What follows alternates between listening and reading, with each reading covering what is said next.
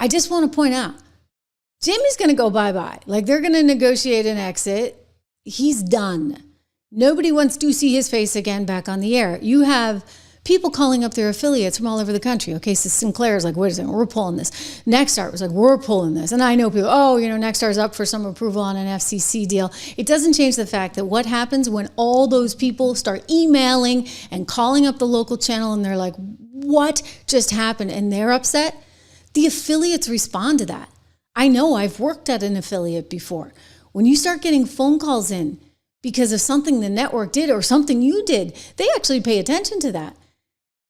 And so it makes all the sense in the world. The country's in a raw point in time, like everybody's grieving, and Jimmy Kimmel tries to go on and promote a whole bunch of misinformation, disinformation. You might be able to get away with that if you're Rachel Maddow on MSNBC.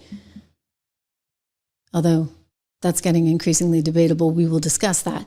You might be able to get away with it there, right? You can talk about all the crazy things you want to talk about and not be held accountable by the FCC. But if you're on broadcast TV, ladies and gentlemen, you can't have a blatantly political position, even if you think it's funny. You can't be Greg Gutfeld. You can't be the liberal answer to Greg Gutfeld. I mean, Greg knows that, right? Jimmy ought to try and he'd get completely creamed by Greg, but I'm just saying he ought to go up against him on MSNBC, see how that one works out. I know who's going to win that game all day long. But anyway, let's hear from Greg, my former colleague over there at Fox. Jimmy Kimmel off the air. And now, as much as I'd like to take credit, his demise was caused by another asshole, one named Jimmy Kimmel. He's gone indefinitely, which is like saying Amelia Earhart's flight is delayed. Turns out you can't blindly lie to a million viewers and say Charlie Kirk's killer was MAGA, especially since the shooter appears to be a lefty, meaning he's more in line with Kimmel than Kirk. Perhaps that's why Kimmel said this. We hit some new lows over the weekend with the MAGA gang desperately trying to characterize this kid who murdered Charlie Kirk as anything other than one of them and doing everything they can to score political points from it. Censorship? I don't think so. After all, you do have a right to be wrong, but your boss also has a right to suspend you when you deliberately do so. And Jimmy meant to mislead his viewers at the worst possible time to do it. And the FCC's job is to oversee the three networks, which are finite public goods, so it's a privilege and not a right. And he can always peddle his bile elsewhere. Absolutely. He can peddle it, as I said, on MSNBC or on a podcast or somewhere else. But you can't actually peddle it on a broadcast network. And that's what the left keeps missing. And by the way, even some conservatives keep missing.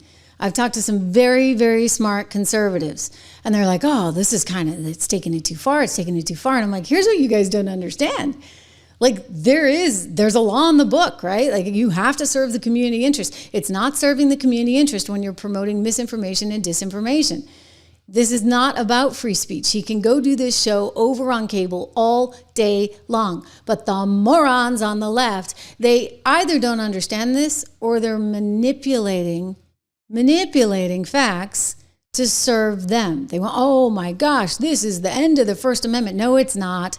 No, it's not. He can work at CNN if he wants because, they lie plenty over there. Watch, swallow. Yeah, Congressman, I see you are wearing a hat. What does that hat say?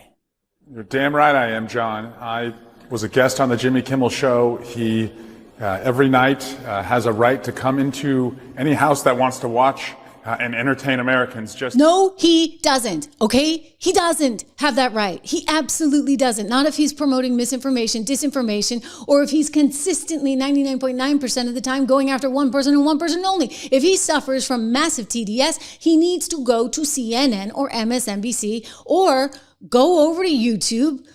I'd like to see that. No one will watch, okay? No one's going to watch him. He's not that funny. Anyway, yeah, I'm not a Jimmy Kimmel fan, but I'm definitely not an Eric Swalwell fan. And I think it's moronic of these people to try and present this as anything other than it is. There are rules. There are. And by the way, Trish Regan got fired. Tucker Carlson got fired. on cable networks where actually, by the way, we had the ability to say whatever we wanted to say because it was cable. But it turns out, you know what? Fox has all those affiliates. So they don't like having this sort of threat, right, of, say, somebody breathing down their back. The Democrats saying, hey, you really shouldn't be doing this, because they have all those regular affiliates. So the pure play cable or the pure play streaming network actually is where you're going to have the most freedom. But we continue on with Fang's BF. As Greg Gutfeld on Fox has a right to be not funny and go on his network and entertain Americans. It's a part of who we are, John, and frankly, it should shake every American that the President of the United States is out there firing comedians who make fun of him. That is not who we are, and every American should care and stand up to this. And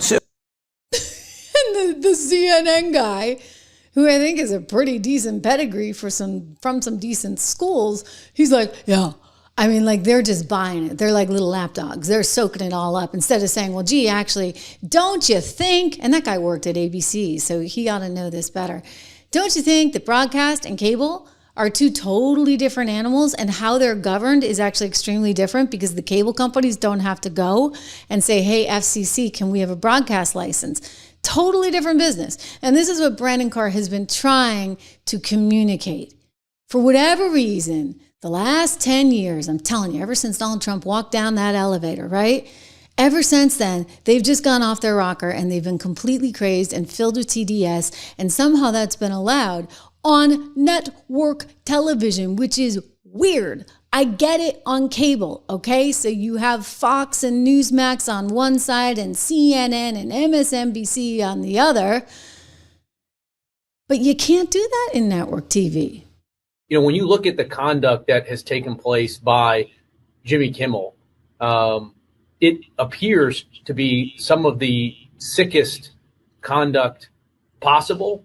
As you've indicated, there are, avenues here for the FCC. So there are some ways in which I need to be a little bit careful, because we could be called ultimately to be a judge on some of these claims that come up. But I don't think this is an isolated incident. I mean, you go back to Representative Swalwell, and emphasizing that Charlie Kirk's killer was a straight white male from a Republican family that voted for Donald Trump. In some quarters, there's a very concerted effort to try to lie to the American people about the nature, as you indicate, of one of the most significant, newsworthy public interest acts that we've seen in a long time. Yeah. And what appears to be an action. So, in other words, if you're going to lie like that, don't do it on broadcast media.